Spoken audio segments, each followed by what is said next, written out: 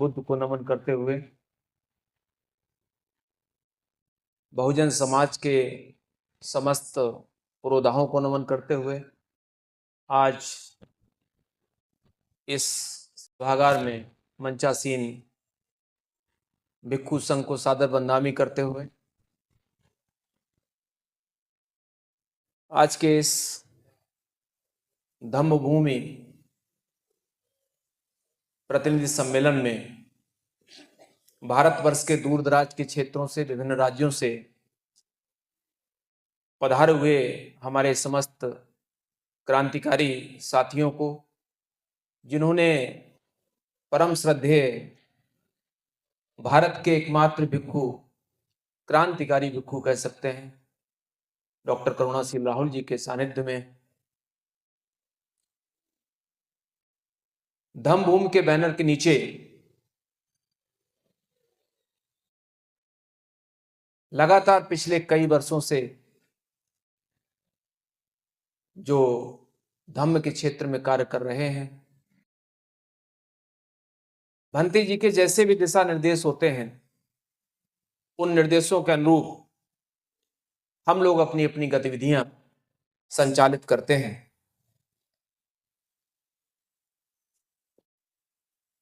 धम्म भूमि के अगर कार्यक्रमों पर जाएं तो हम देखेंगे कि भंते जी के नेतृत्व में जितने भी कार्यक्रम आज तक हुए,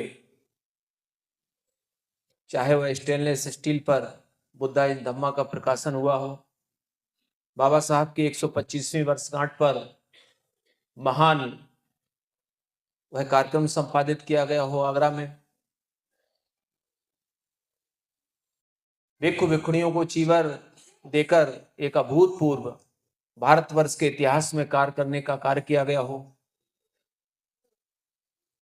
चाहे गुजरात हो, चाहे राजस्थान हो, चाहे उड़ीसा हो, चाहे पश्चिमी बंगाल हो, बिहार हो, भारतवर्ष के अनेकों राज्यों में समय समय पर धम्म भूमि के तत्वाधान में परम श्रद्धेय भंते जी द्वारा जो भी कार्यक्रम किए गए हैं वह ऐतिहासिक कार्यक्रम रहे हैं। उन्होंने एक अमिट छाप छोड़ी है। वो छाप ऐसी रही है जिसके माध्यम से हम कह सकते हैं कि आज बाबा साहब की वह परिसंकल्पना कि भारत बौद्ध में कैसे होगा, वह चरितार्थ होती हुई नजर आ रही है। बड़ोदरा में समय समय पर कार्यक्रम किए गए, संकल्प दिवस के उपलक्ष्य में लगातार कार्यक्रम हुए। जयपुर का कार्यक्रम ले लीजिए, अभी बुद्धालंकार जी ने विस्तृत तरीके से, चाहे बिलासपुर का कार्यक्रम हो, चाहे आचार संहिता का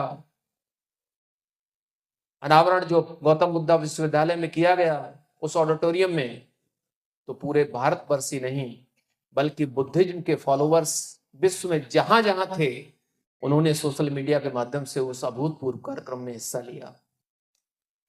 यह अपने आप में एक महान उपलब्धि थी।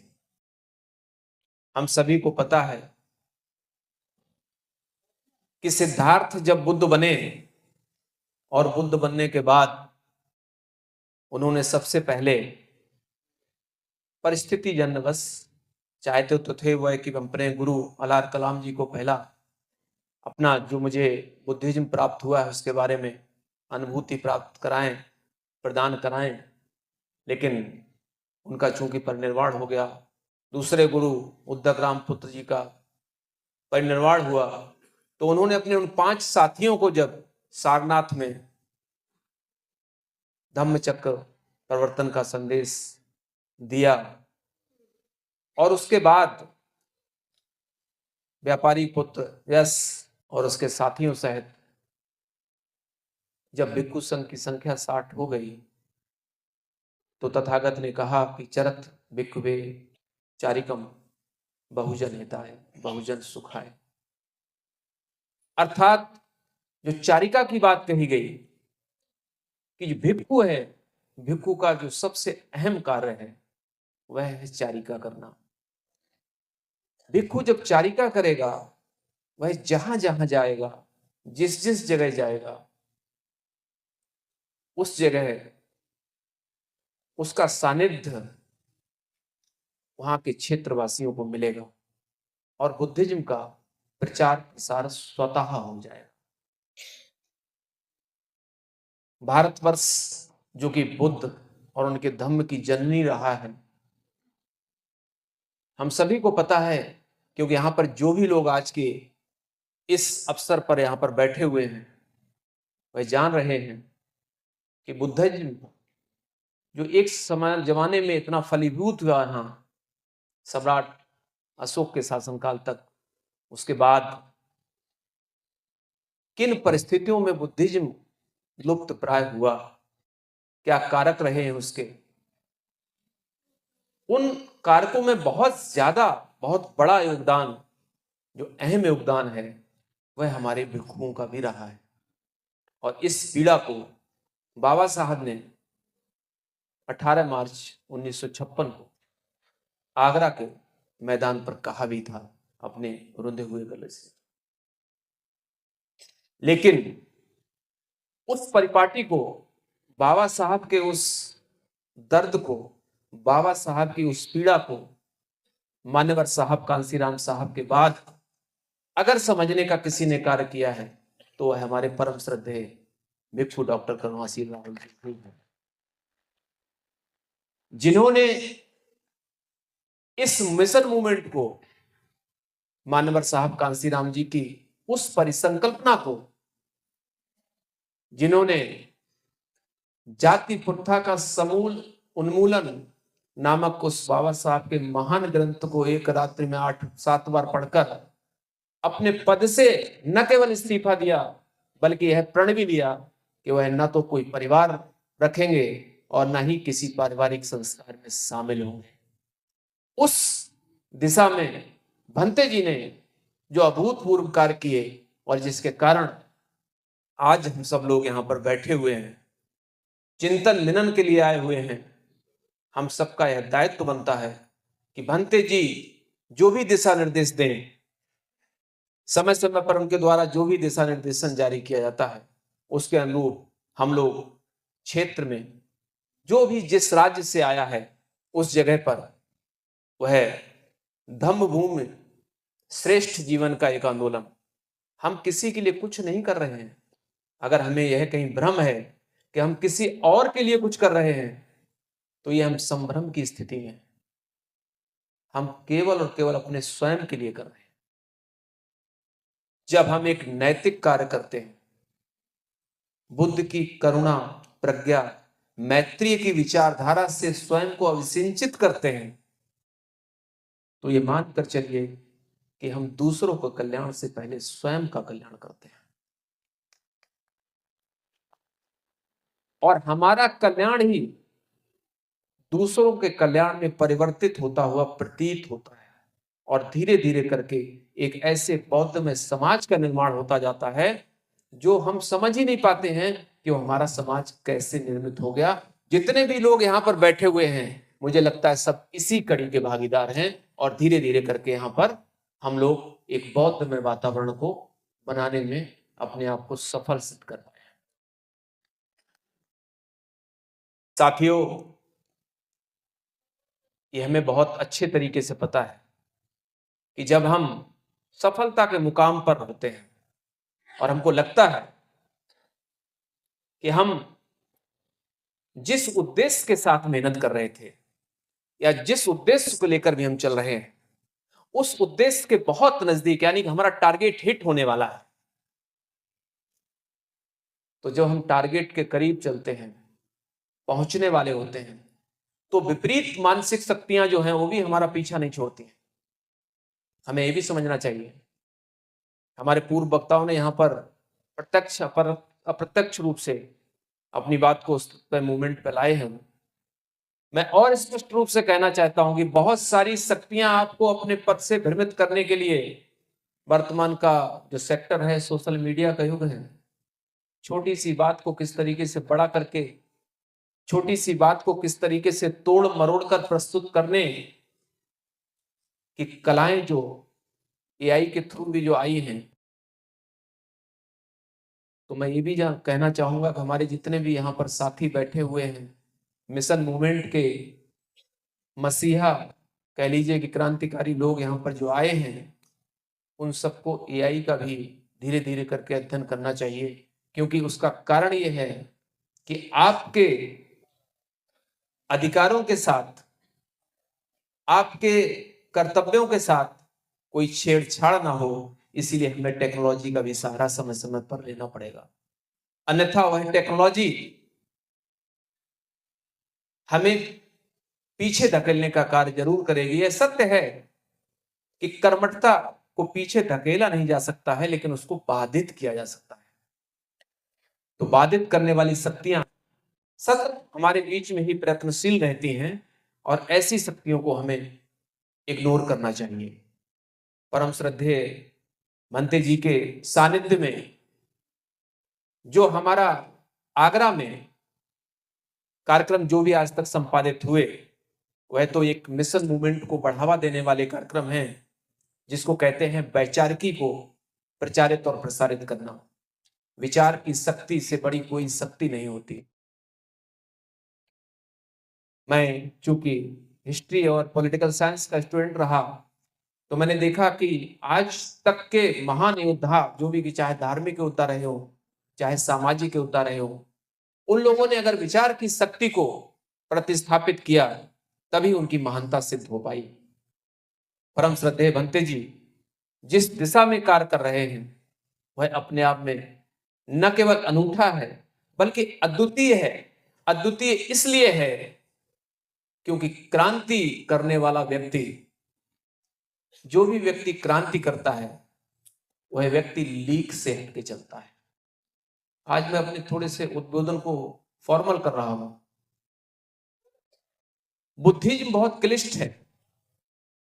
बुद्धिज्म इतना क्लिष्ट है कि अगर कोई भिक्षु अकॉर्डिंग टू बुद्धिज्म, जो उसके सूत्र वाक्य हैं, जो उसके धम्म उपदेश हैं, जो धम्म पद है, उनके अनुरूप अगर यहां पर अपना वाचन, अपना उपदेश, अपना धम्म उपदेश देना शुरू करेगा, तो यहां नीरसता का माहौल छा जाएगा। हमें अपने टॉपिक को, अपने सब्जेक्ट को, अपने मिशन को नीरस नहीं बनाना है। हमसे पूर्व में आदरणीय वक्ताओं ने जिस तरीके से अपनी बात को रखी, हमारे मिशन मूवमेंट के साथी शशि भूषण जी जिस तरीके से अपनी गायकी के माध्यम से, गीतों के माध्यम से बुद्धिज्म का लगातार प्रचार प्रसार कर रहे हैं, वर्तमान में प्रत्येक व्यक्ति आर्थिक संसाधनों की उपलब्धि के लिए, प्राप्ति के लिए प्रयत्नशील रहता है। लेकिन मैंने इस व्यक्ति को देखा जिसने उस दिशा में न जाकर अपने आप को समर्पित कर दिया परम श्रद्धेय भंते जी के साथ। बहुत बहुत साधुवाद है और मैं उनकी गायकी को सलाम करता हूं। सलाम इसलिए करता हूं कि उनकी गायकी में वो दम्भ है, वो दम है, जिससे हमारी भावनाएं प्रभावित हो सके। वह जिस अंदाज में अपनी बात को रखते हैं, वह अंदाज एक आम व्यक्ति के मन मस्तिष्क पर एक अमिट छाप छोड़ता है। हमें अमिट छाप प्रतिस्थापित करनी है। हमें बहुत ज्यादा क्लिष्टता की ओर नहीं जाना है। मैंने बहुत सारे धम्म के गायकों को सुना है जिनकी तर्ज हिंदूवादी मानसिकता से उबर नहीं पाई है, लेकिन शशि भूषण जी के गायकी में मुझे कभी ऐसा आभास हुआ नहीं, वरना मुझे नहीं लगता कि मेरे से पहले टोकने वाला उन्हें कोई और होता। मैं उनसे यही अनुरोध करूंगा कि अपनी प्रखरता को यूं ही वो संचालित करें, ताकि समाज को एक रंगमंच, गायकी और एक मधुर संगीत के माध्यम से भी प्रभावित किया जा सके। साथियों, जो अलीगढ़ में हमारे निर्माण केंद्र की नींव रखी जा चुकी है, जिसके कारण एक हमारा संपूर्ण प्रशिक्षण केंद्र उसको कह सकते हैं, आध्यात्मिक केंद्र कह सकते हैं, शैक्षिक केंद्र कह सकते हैं। आज हम सबके सामने जो सबसे बड़ी चुनौती है, उस केंद्र को अपने अंजाम तक पहुंचाने की है। कारण उसका यह है कि परम श्रद्धेय भंते जी ने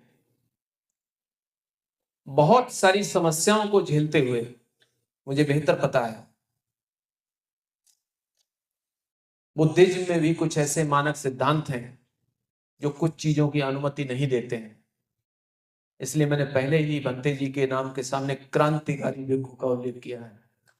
क्रांतियां हमेशा पैदा करने वाला कोई एक दूसरा व्यक्ति हो सकता है, बहुत लंबे व्यक्ति, बहुत ज्यादा संख्या में क्रांतिकारी पैदा नहीं होते।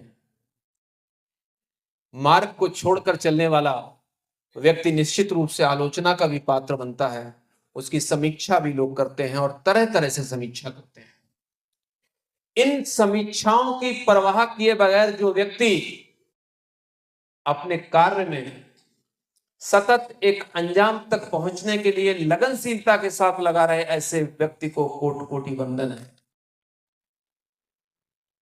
हमें पता है कि जब भारतवर्ष का अधिकतर भिक्षु संघ हमारे परम श्रद्धेय भिक्षु डॉक्टर करुणाशील राहुल जी की विचारधारा से विपरीत है, उसके बावजूद भी हम सब यहां पर उनके साथ बैठे हैं।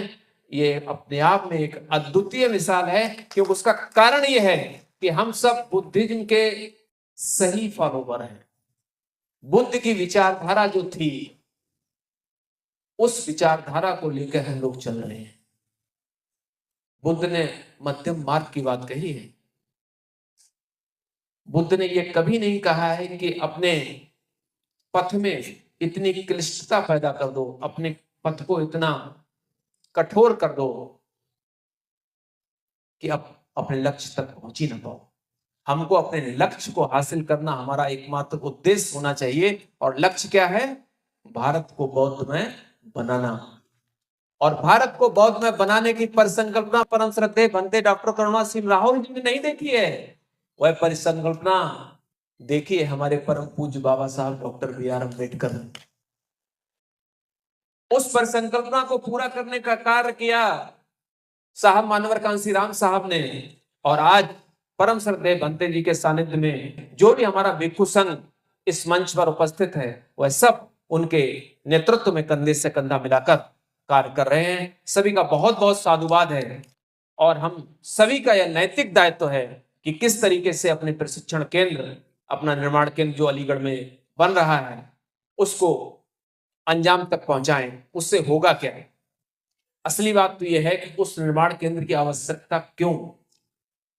हम सब ने देखा कि भारतवर्ष में जो बुद्ध और उनका धम्म लुप्त प्राय हुआ, उसके पीछे बहुत सारे कारण यही रहे हैं कि हमारे पास कोई व्यवस्था नहीं थी, हमारे पास कोई शैक्षिक संगठन नहीं थे, हमारे पास कोई नेतृत्वकर्ता नहीं था, हमारे पास कोई एक ऐसा केंद्र नहीं था जहां से बैठकर हम अपनी जीवन शैली को, अपने शैक्षिक सत्र को, अपने शैक्षिक वातावरण को व्यवहारित और प्रचलित कर सके, जहां भिक्षु और भिक्षुणी एक साथ रह के,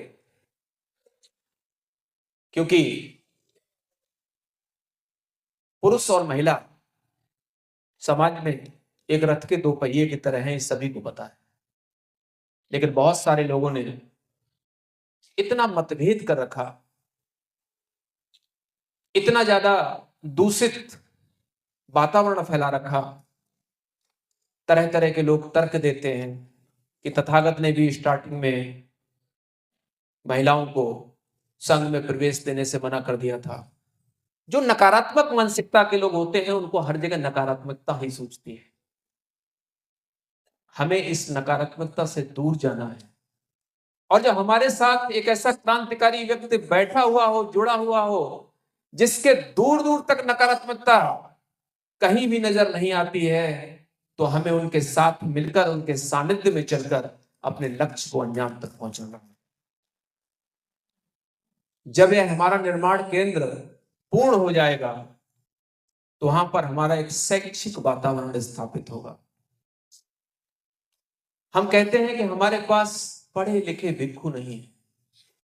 हमारे भिक्षु जो देशना देते हैं उसमें कहीं कोई बहुत सार नजर नहीं आता है। भिक्षु जो देशना देते हैं उसमें गंभीरता परिलक्षित नहीं होती है। गंभीरता तो परिलक्षित तब होगी जब भिक्षु को ट्रेनिंग सही मिलेगी। जब ट्रेनिंग देने वाले भिक्षु, ट्रेनिंग देने वाले लोग, जरूरी नहीं है कि भिक्षु को भिक्षु ही ट्रेनिंग दे। अगर कोई उपासक भी योग्य है और उसने बुद्धिज्म को अच्छी तरीके से पढ़ा है, समझा है और बुद्धिज्म को जिया है, अपने अंतः चेतना में उसको उतारा है, मैं अक्सर मंच के माध्यम से कहता रहता हूं कि हमें दो चेहरे लेके बुद्धिज्म में नहीं चलना है। बुद्धिज्म हमको इतना जरूर सिखाता है कि हमारा चेहरा एक ही होना चाहिए। आज परम श्रद्धेय भंते जी और भिक्षु संघ के सामने अगर इस सभागार ऑडिटोरियम में हम बैठे हैं, तो यहाँ हमारा दूसरा चेहरा हो, और यहाँ से जब हम जैसे ही बाहर जाएं, घर पहुंचे, तो हमारा दूसरा चेहरा हो जाए। इस चेहरे की अनुमति बुद्धिज्म नहीं देता। हमारा एक चेहरा होना चाहिए। हमारी कथनी और करनी में बहुत ज्यादा अंतर नहीं होना चाहिए। परिस्थिति जन्य थोड़ा बहुत अंतर हो सकता है कि हम ग्लोबलाइजेशन के दौर में जी रहे हैं, सार्वभौमिकरण के दौर में जी रहे हैं। हम वैश्विक सभ्यता से अपने आप को अलग थलग नहीं कर सकते, क्योंकि हम भी एक प्राणी हैं। सामाजिक जो संरचना है हमारी, उस सामाजिक संरचना के कारण हम सभी एक दूसरे के साथ कोरिलेट होते हैं। लेकिन उसके बावजूद भी हम बुद्धिज्म के फॉलोवर तभी रह सकते हैं अच्छे से, जब हम बुद्ध के वह नैतिक जो सिद्धांत हैं, करुणा, प्रज्ञा, मैत्री, पंचशील की अवधारणा, 10 पारमिताओं की अवधारणा के साथ साथ जो परम पूज्य बाबा साहब जी ने जब स्वयं को धम्म में दीक्षित किया और उन 22 प्रतिज्ञाओं का अनुपालन कराया। वह 22 प्रतिज्ञाएं पढ़ने में हमको कभी कभी लगती हैं कि बाबा साहब ने इस तरीके से क्यों लिखा, इतना कठोर रूप में नहीं लिखना चाहिए था। लेकिन हमारे समाज को समझाने के लिए, हमारे समाज को एक अंधविश्वास से बाहर निकालने के लिए, वह जमी जमाई कुरीतियां जिसमें उसने होश संभाला, और न केवल होश संभाला बल्कि होश संभालने के बाद अपना पूरा जीवन जीने के उपरांत अपने बच्चों को भी वही शिक्षा देके गया।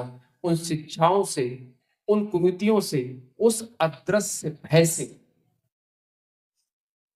क्योंकि हिंदुइज्म द्वारा जो भय फैलाया गया, उस भय से बाबा साहब ने कहा कि निकालने का एकमात्र तरीका ये 22 प्रतिज्ञाएं ही हो सकती हैं। तो हम सभी को उन 22 प्रतिज्ञाओं को चिंतन और मनन में हमेशा रखना चाहिए, तभी हम सच्चे बौद्धिस्ट कहला सकते हैं।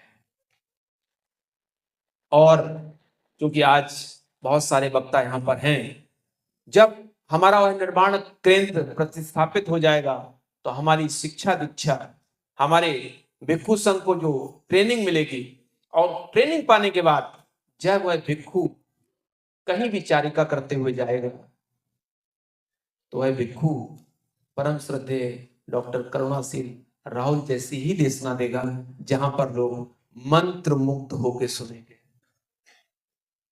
वह मंत्र मुग्धता तभी हो सकती है जब भिक्षु में वह लक्षण, वह बुद्धत्व के गुण परिलक्षित हो, और उसकी भाषा शैली बहुत ज्यादा क्लिष्ट ना। आज भी हम बुद्धिज्म के उस दौर से गुजर रहे हैं जहां पर क्लिष्टता के कारण हम सामाजिक समावेशीकरण से दूर रह जाते हैं। अगर हमें आपको एक दूसरे से कोरिलेट करना है, तो हमें निश्चित रूप से अपने आप को एक उदारवादी बौद्धिस्ट की तरह सोचना है और अपने मकसद में कायम होना है।